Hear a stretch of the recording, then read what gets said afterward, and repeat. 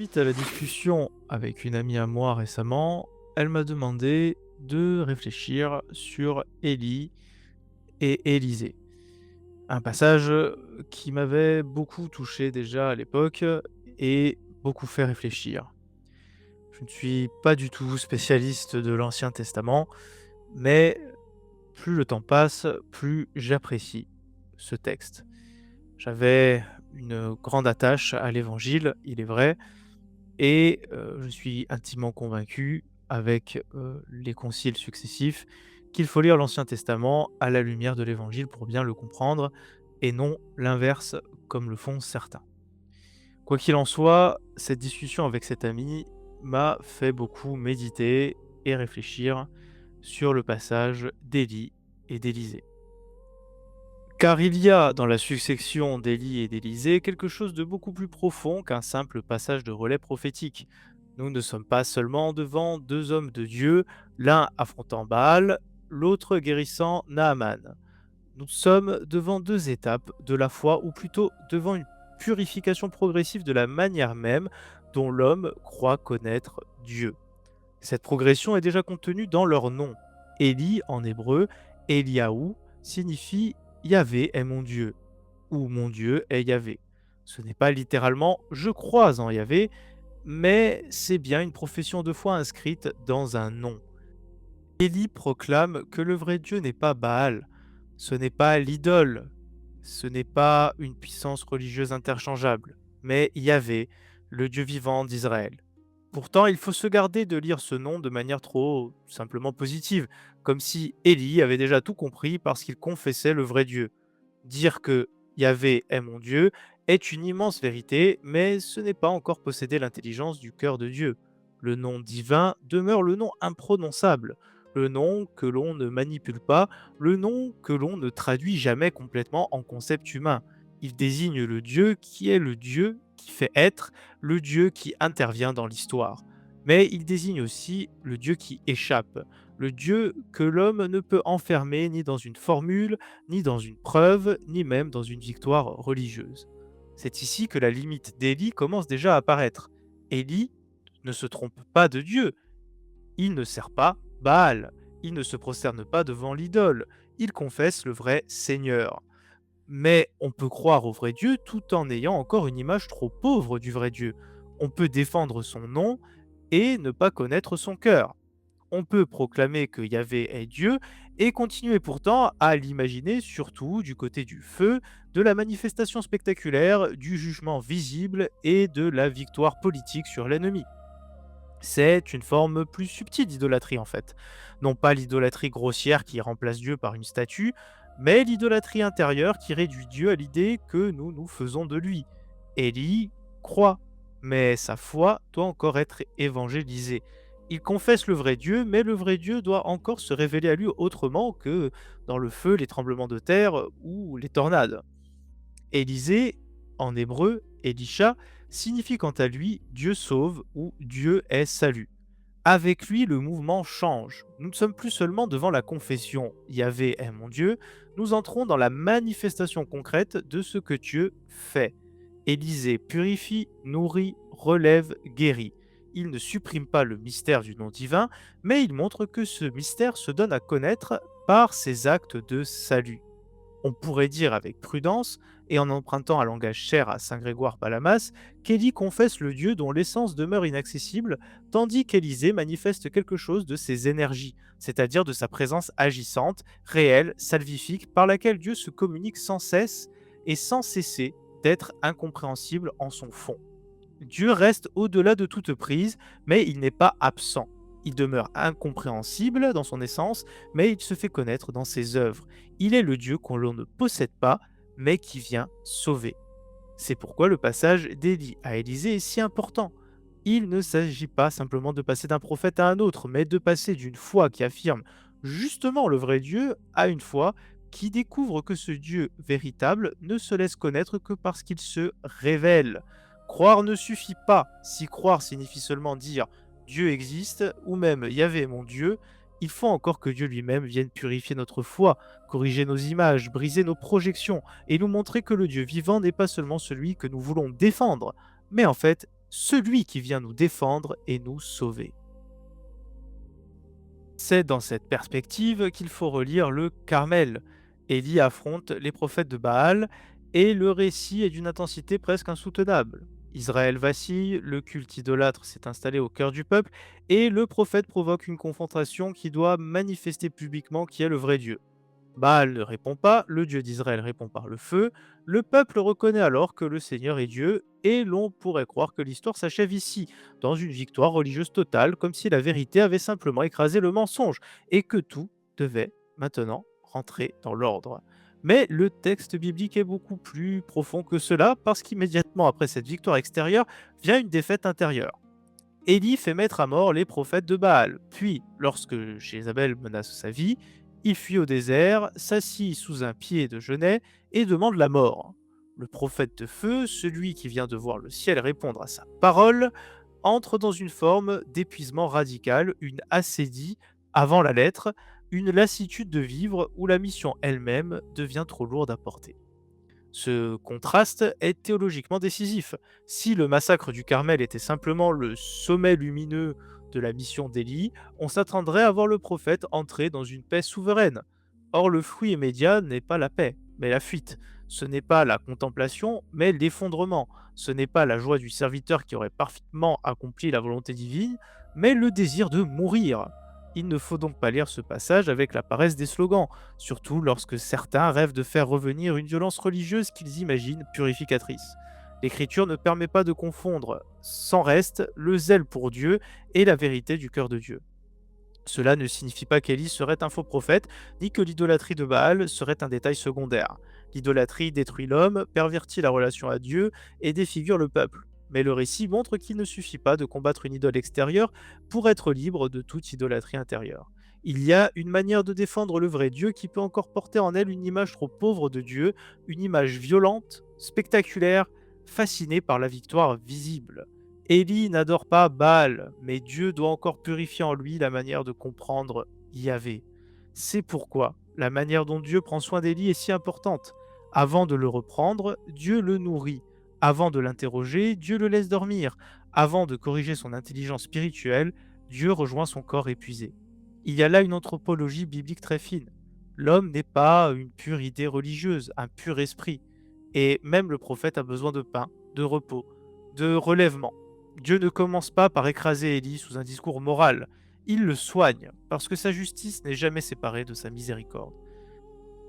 Puis vient l'Horeb, et avec l'Horeb, la grande correction intérieure. Le premier livre des rois rapporte. Et après ce tremblement de terre, un feu. Mais le Seigneur n'était pas dans ce feu. Et après ce feu, le murmure d'une brise légère. Aussitôt qu'il l'entendit, Élie se couvrit le visage avec son manteau. Il sortit et se tint à l'entrée de la caverne. Alors, il entendit une voix qui disait: Que fais-tu là, Élie? Cette question ne doit pas être prise à la légère. Ce n'est pas simplement une demande de localisation, comme si Dieu s'étonnait de trouver Élie sur une montagne. Dieu met son prophète devant lui-même. Que cherches-tu ici, Élie? Qu'attends-tu de moi? Quel Dieu crois-tu avoir servi? Qu'as-tu trouvé après le feu, après le sang, après la victoire apparente? La question est redoutable, parce qu'elle vise précisément le lieu où la foi peut se tromper tout en croyant bien faire.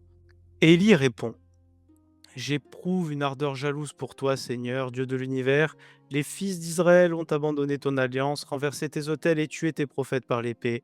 Moi, je suis le seul à être resté, et ils cherchent à prendre ma vie. 1 Roi 19:14. Tout cela est vrai, au moins du point de vue de son expérience. Mais Dieu ne se contente pas de confirmer son récit intérieur. Il va lui révéler qu'il n'est pas là où Élie l'attend. Il y a le vent violent, mais le Seigneur n'est pas dans le vent. Il y a le tremblement de terre, mais le Seigneur n'est pas dans le tremblement de terre. Il y a le feu, mais le Seigneur n'est pas dans le feu. Puis vint la voix d'un fin silence, le murmure ténu, la brise légère. Ce passage est l'un des plus grands antidotes bibliques contre la confusion entre Dieu et la fascination religieuse pour la puissance. Dieu n'est pas absent du feu du Carmel, mais il refuse d'être réduit au feu. Il n'est pas étranger au jugement, mais il refuse d'être confondu avec notre désir de voir l'ennemi détruit. Il n'est pas indifférent au mal, mais sa victoire ultime n'est pas la brutalité sacrée. Cette brise légère annonce déjà l'économie de l'Esprit Saint. Elle fait penser de loin au baptême du Christ, lorsque l'Esprit descend comme une colombe, non comme un rapace de guerre. Dans le Christ, la souveraineté de Dieu ne disparaît pas, elle se révèle sous une forme plus haute que l'écrasement. Dieu est assez puissant pour ne pas avoir besoin de brutaliser afin d'être Dieu. Et c'est précisément ce qu'Élie devait encore apprendre. À la lumière du Nouveau Testament, cette correction devient encore plus claire avec l'épisode de Pierre au moment de l'arrestation de Jésus. L'Évangile selon Matthieu rapporte: L'un de ceux qui étaient avec Jésus, portant la main à son épée, la tira, frappa le serviteur du grand prêtre et lui trancha l'oreille. Alors Jésus lui dit: Rentre ton épée, car tous ceux qui prennent l'épée périront par l'épée. Matthieu 26, 51-52. Jésus ajoute immédiatement: Crois-tu que je ne puisse pas faire appel à mon Père? Il mettrait aussitôt à ma disposition plus de 12 légions d'anges. Mais alors, comment s'accompliraient les Écritures selon lesquelles il faut qu'il en soit ainsi? Matthieu 26, 53, 54. Cette parole est capitale. Le problème n'est pas que le Christ manquerait de puissance, le problème est que la puissance attendue par l'homme n'est pas la forme selon laquelle Dieu veut sauver. Luc donne le geste qui complète la parole. Mais Jésus dit: Restez-en là, et touchant l'oreille de l'homme, il le guérit. Jésus ne se contente pas de dire à Pierre que la violence est mal choisie stratégiquement, comme si l'épée était simplement inefficace dans ce contexte. Il révèle que le royaume ne se défend pas en laissant sur le corps de l'ennemi la blessure produite par le disciple. Le Christ ne veut pas que son nom soit protégé par une mutilation. Même face à l'injustice la plus absolue, même lorsque l'on pourrait imaginer que la défense du Messie justifie tout, Jésus désarme son apôtre et guérit celui qui vient de l'arrêter. Il y a dans cette oreille guérie un symbole d'une profondeur remarquable. La violence religieuse commence toujours par couper l'oreille parce qu'elle empêche d'entendre. Elle transforme l'autre en cible avant de le reconnaître comme personne. Elle remplace l'écoute par le coup porté et elle prétend défendre la vérité en supprimant déjà les conditions même de la réception de la vérité. Jésus, lui, restaure l'oreille de Malchus. Là où Pierre ferme la possibilité de l'écoute par la blessure, le Christ la rouvre par la guérison. Le premier miracle de la Passion, si l'on peut dire, n'est pas tourné vers les amis de Jésus, mais vers un homme du camp adverse. C'est pourquoi la question posée à Élie sur la montagne prend une gravité particulière. Que fais-tu ici, Élie? Que reste-t-il pour toi après la victoire obtenue par le sang? As-tu seulement défendu Dieu ou as-tu laissé ta représentation de Dieu devenir trop proche du feu qui consume? La même question pourrait être adressée à Pierre. Que fais-tu ici, Pierre, avec ton épée à la main devant celui qui vient sauver le monde en donnant sa vie? Dans les deux cas, Dieu ne nie pas le zèle, mais il le purifie. Il ne méprise pas l'amour du serviteur, mais il le convertit à une manière divine d'aimer. On retrouve ce même motif dans un autre passage très fort des Actes des Apôtres. Pierre est arrêté par Hérode. Il est gardé en prison et tout semble prêt pour une victoire extérieure du pouvoir religieux et politique contre l'apôtre. Mais Dieu ne donne pas ce que l'on attend. Il ne laisse pas l'histoire suivre la logique du spectacle préparé.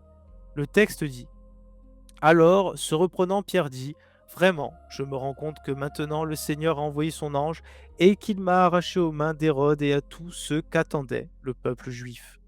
Cette dernière formule doit être lue avec précision et sans aucune dérive anti-judaïque. Il ne s'agit pas d'accuser les Juifs comme peuple, mais de reprendre le langage du récit des actes dans un contexte précis. Hérode veut satisfaire une attente hostile, attente de condamnation, une attente de victoire visible contre Pierre. Or Dieu déjoue cette attente, il arrache Pierre aux mains d'Hérode et à ce que l'on croyait devoir arriver. Il ne donne pas le scénario prévu par l'homme. Ce thème est profondément biblique et profondément évangélique. Dieu ne donne pas toujours ce que la victoire extérieure semblait promettre. Et presque, on pourrait dire, très rarement, en fait. Et au Carmel, on aurait pu attendre qu'après le feu et le massacre vienne la paix, la gloire, la fanfare. Dieu donne au contraire le désert, le sommeil et la nourriture, la question et la brise légère. À Gethsémani, on aurait pu attendre que le Messie appelle les légions d'anges. Il donne au contraire l'obéissance, la croix et la guérison de l'ennemi blessé. C'est un motif évangélique majeur. Dieu déplace l'attente. Il ne se contente pas de donner la victoire que l'homme imagine. Il révèle une victoire plus profonde. Il ne confirme pas toujours nos scénarios religieux, même quand il se présente comme défense de sa cause. Il sauve autrement, il sauve plus bas, plus haut, plus intérieurement. Il sauve parfois en retirant l'épée de la main du disciple, parfois en faisant sortir l'apôtre de prison, parfois en conduisant le prophète de feu jusqu'à la brise légère. Après l'Horeb, Dieu ordonne à Élie d'oindre Élisée comme prophète à sa place. Ce fait est considérable, car Élie est l'un des rares prophètes à recevoir directement de Dieu l'annonce de son successeur vivant.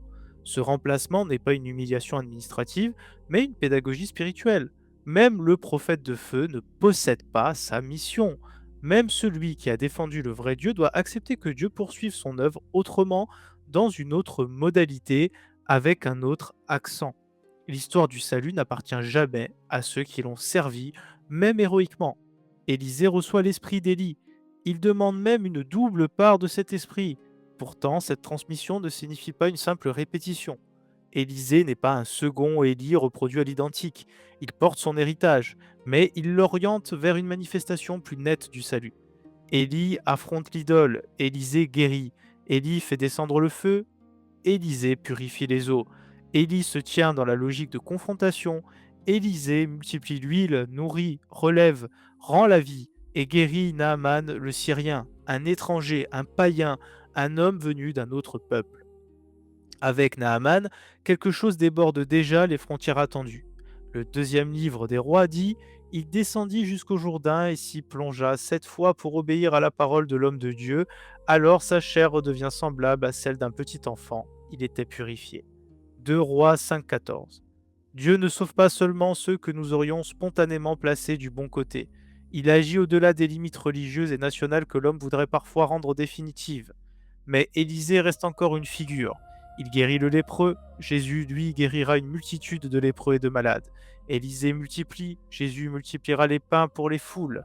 Élisée relève un mort, Jésus appellera Lazare hors du tombeau et se réveillera lui-même comme la résurrection et la vie. Élisée porte dans son nom l'annonce de Dieu sauve. Jésus porte en sa personne la réalité même du salut. C'est ici que le parallèle avec Jean le Baptiste devient important. Jean est l'Élie qui devait venir, non par réincarnation, mais parce qu'il vient dans l'esprit et la puissance d'Élie.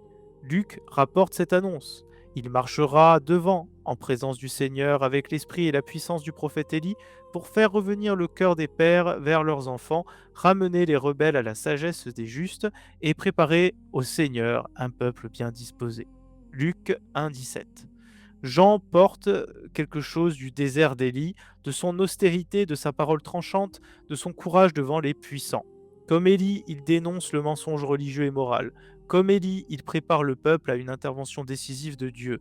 Mais Jean n'est pas un copier-coller d'Élie, et cette différence est essentielle. Jean ne massacre pas. Il ne purifie pas Israël par la violence physique. Il ne fait pas descendre le feu sur les pécheurs. Il baptise dans l'eau, il appelle à la conversion, il désigne celui qui vient après lui. L'esprit d'Élie est bien là, mais il est comme intériorisé, assagi, orienté vers le Messie.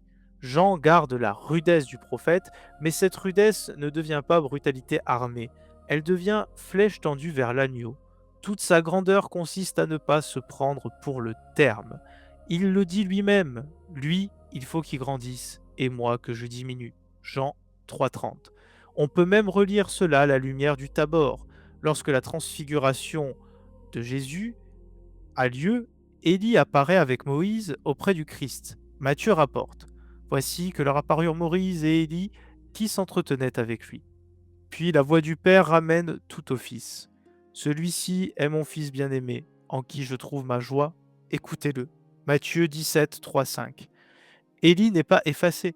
Il est assumé dans la lumière de celui que la loi et les prophètes annonçaient. Il n'est plus simplement le prophète du Carmel, il est désormais le témoin du Christ. Jésus pourtant accepte d'être baptisé par Jean.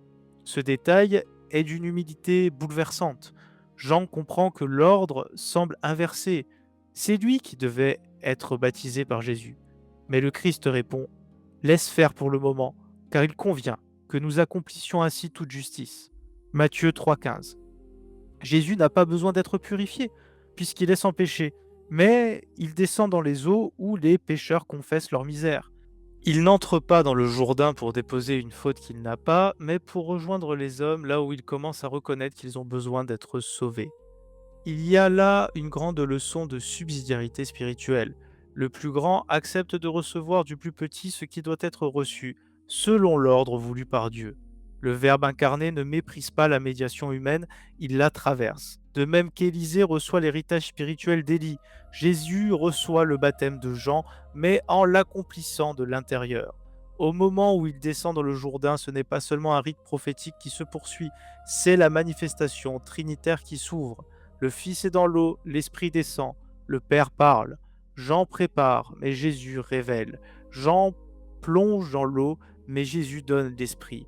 Jean annonce le feu, mais Jésus montre que ce feu n'est pas celui de la destruction religieuse, c'est le feu de l'Esprit qui purifie, illumine et vivifie. La progression d'Élie à Élisée puis de Jean à Jésus nous fait donc passer d'une foi qui confesse à une foi qui rencontre.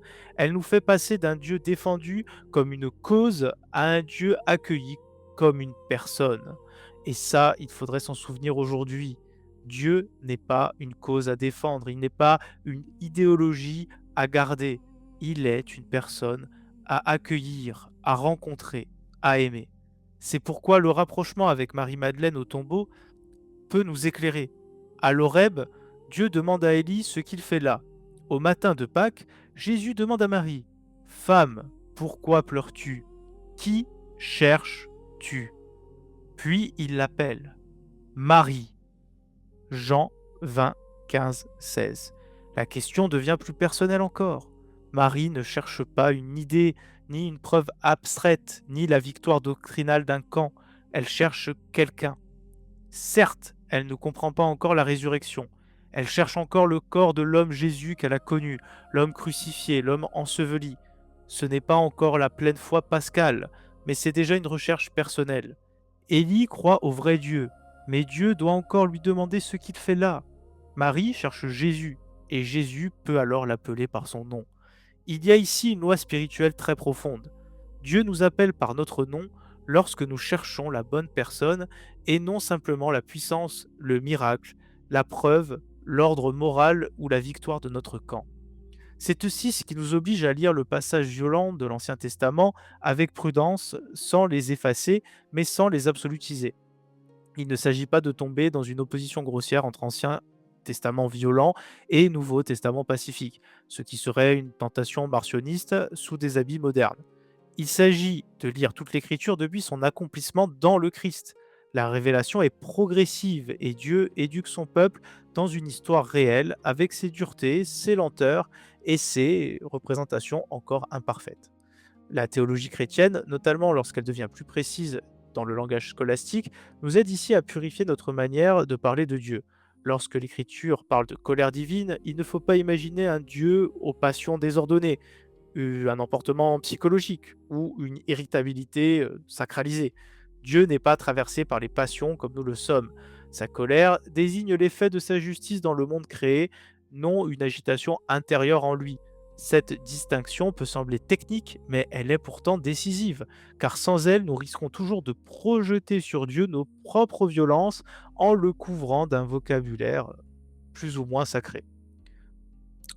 On pourrait pourtant objecter, si Élie était vraiment et avait vraiment manqué quelque chose, si son zèle avait dû être purifié, pourquoi Dieu l'a-t-il ensuite élevé au ciel? L'enlèvement d'Élie ne serait-il pas la preuve que Dieu validait tout, y compris la violence du Carmel? Cette objection paraît forte, mais elle repose sur une confusion. Elle suppose que la miséricorde de Dieu serait une approbation automatique de tout ce que l'homme a fait auparavant. Or, toute l'histoire biblique montre exactement le contraire. Dieu peut élever un homme sans canoniser chacune de ses décisions. Dieu peut choisir un pécheur sans sanctifier son péché. Dieu peut confier une mission immense à un homme fragile sans faire de sa fragilité une norme spirituelle.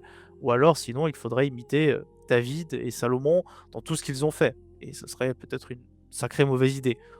Élie est bien enlevé au ciel et cette scène demeure l'une des plus majestueuses de l'écriture. Ils étaient en train de marcher tout en parlant lorsqu'un char de feu avec des chevaux de feu les sépara. Alors Élie monta au ciel dans un ouragan. 2 Rois 2:11. Il ne faut pas minimiser ce passage. Élie reste un immense prophète, un témoin du vrai Dieu, un homme de feu. Mais cette élévation ne prouve pas que le massacre du Carmel serait le modèle définitif de la justice divine. Elle prouve d'abord que Dieu est miséricordieux, qu'il n'abandonne pas son prophète à la limite et qu'il peut conduire jusqu'à la gloire un homme dont la foi elle-même devait encore être purifiée. C'est exactement ce que nous voyons avec Pierre. Pierre est choisi par le Christ et cette élection est immense. Le Christ lui confie une mission visible de fondation, de confirmation et de pastorale. Dans la foi catholique, cela fonde le ministère pétrinien, tout en sachant que le Christ demeure l'unique tête de l'Église. Or, ce même Pierre tire l'épée et blesse Malchus. Jésus l'arrête, puis il guérit l'homme blessé. Cela signifie que le Christ ne retire pas à Pierre sa mission parce qu'il a commis un geste violent, mais qu'il ne valide pas non plus ce geste. Il le corrige, le désarme et il répare la blessure infligée par son disciple. La logique de la miséricorde divine n'est donc pas de faire comme si le mal était bien. Dieu ne dit pas à Pierre qu'il a eu raison de frapper. Il ne lui dit pas non plus, puisqu'il a frappé, il est désormais indigne d'être relevé. Il lui montre son erreur, puis il le restaure. Pierre reniera encore le Christ et pleurera amèrement, mais après la résurrection, Jésus lui confiera de nouveau ses brebis. Sa mission ne reposera pas sur l'illusion d'une fidélité sans faille, mais sur l'expérience d'une miséricorde reçue au lieu même de sa chute. Les autres apôtres ne sont pas beaucoup plus confortables à regarder. Au moment de l'arrestation, ils fuient. Pendant la passion, ils ne donnent pas exactement l'image d'une assemblée de héros parfaitement ajustés à la gloire de leur vocation. La première génération apostolique n'est pas une collection d'hommes impeccables dès le premier jour, mais un groupe d'appelés que le Christ travaille, corrige, relève, pardonne et envoie. Leur autorité ne vient pas de leur perfection native, mais de la fidélité du Seigneur qui les restaure. Dieu sauve, comme le dit le nom d'Élisée. Il faut donc appliquer la même logique à Élie. Son enlèvement au ciel ne signifie pas que le massacre était la forme parfaite de la volonté divine. Il signifie que Dieu n'abandonne pas son prophète à l'inachèvement de sa propre compréhension. Élie a porté la vérité de Dieu vivant contre l'idole, mais il devait encore apprendre que ce Dieu vivant ne se révèle pas seulement dans le feu qui consume.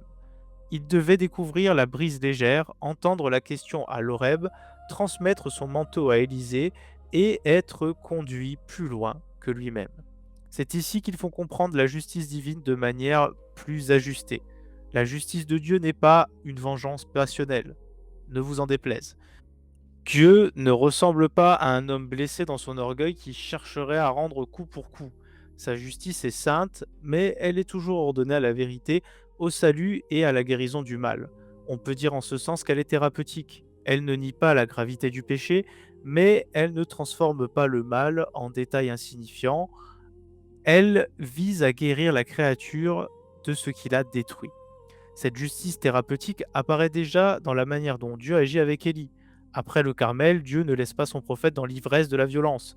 Il l'amène au désert pour le nourrir, le relever et surtout à la fin l'interroger pour lui révéler sa présence dans une brise légère. Puis, il lui fait transmettre sa mission. Dieu ne détruit pas Élie parce qu'Élie n'a pas encore tout compris. Il l'éduque, il ne le rejette pas, il le purifie.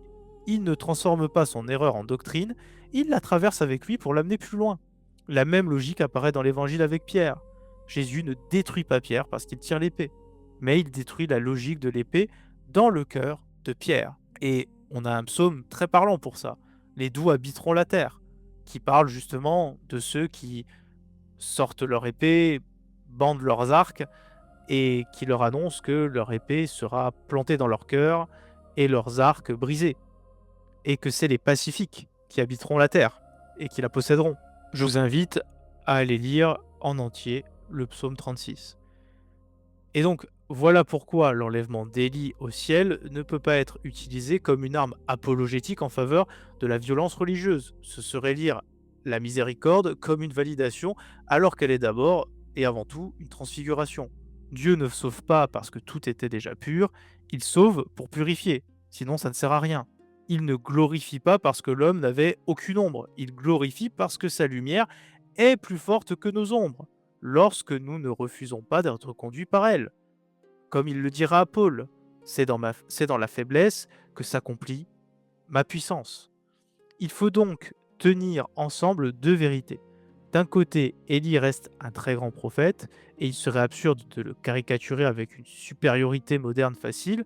De l'autre, le Christ révèle que la plénitude de Dieu n'est pas dans le zèle qui frappe, mais dans l'amour qui sauve. Entre Élie et Jésus, il y a une pédagogie de la révélation. Entre le feu du Carmel et la guérison de l'oreille de Malchus, il y a tout le passage de l'ancienne économie vers son accomplissement. Et cela, ce n'est pas réduire Élie, mais c'est rendre à Jésus ce qui lui revient de droit, c'est-à-dire le salut. Si on idéalise Élie et si on en fait l'alpha et l'oméga de ce qu'il faut faire, ça voudrait dire que ce qu'a fait le Christ, outre venir le contredire, n'a servi à rien et n'apporte rien. Et ça, c'est une vraie erreur. Arrivé ici, le message devient assez clair pour nous tous. Croire ne suffit pas. Si croire signifie seulement admettre que Dieu existe, défendre son nom ou se ranger sous sa bannière, Élie croyait, et sa foi était immense. Mais il devait encore être conduit plus loin, jusqu'à découvrir que Dieu n'était pas seulement dans le feu de la victoire, mais dans la brise légère de sa présence. De même, nous pouvons croire en Dieu et avoir encore besoin d'être convertis à Dieu. Il existe une conversion de l'incroyance à la foi, mais il existe aussi une conversion de la foi idéologique à la foi personnelle, relationnelle, du Dieu que l'on utilise au Dieu que l'on adore, du Dieu que l'on prouve au Dieu que l'on reçoit, du Dieu que l'on invoque contre l'autre, au Dieu devant lequel on se laisse soi-même juger, guérir, sauver. C'est peut-être cela finalement le grand passage d'Élie à Élysée, de Jean le Baptiste au Christ, de l'Horeb au Jourdain, de Gethsémani au tombeau vide, et même de la prison d'Hérode à la rue où Pierre se retrouve libre après le passage de l'ange. Dieu ne se contente pas d'être le Dieu auquel nous croyons, il est le Dieu vivant qui se révèle à nous, qui nous interroge lorsque nous nous trompons de montagne, qui nous désarme lorsque nous confondons son règne avec notre violence, qui se manifeste dans la brise légère, qui descend comme une colombe, qui accepte le baptême d'un homme, qui guérit plus qu'Élisée, qui accomplit plus qu'Élie, et qui déjoue les attentes humaines lorsque ces attentes voudraient enfermer son salut dans un scénario de domination hollywoodienne. Le dernier mot de l'histoire d'Élie n'est donc pas le massacre, ce n'est même pas le feu, c'est la miséricorde. Et si Élie peut apparaître au Tabor, auprès du Christ, ce n'est pas comme le représentant éternel d'une violence sacrée que l'Église devrait ressusciter, mais comme un prophète, désormais placé dans la lumière de celui qui, au lieu de faire tomber le feu sur ses ennemis, étendra les bras sur la croix pour les sauver. Lorsque Dieu appelle par le nom, alors la foi cesse d'être seulement une idée juste sur Dieu. Elle devient rencontre, elle devient salut, elle devient vie, elle devient ce chemin où nous devons continuer ensemble à chercher la lumière jusque sur la croix.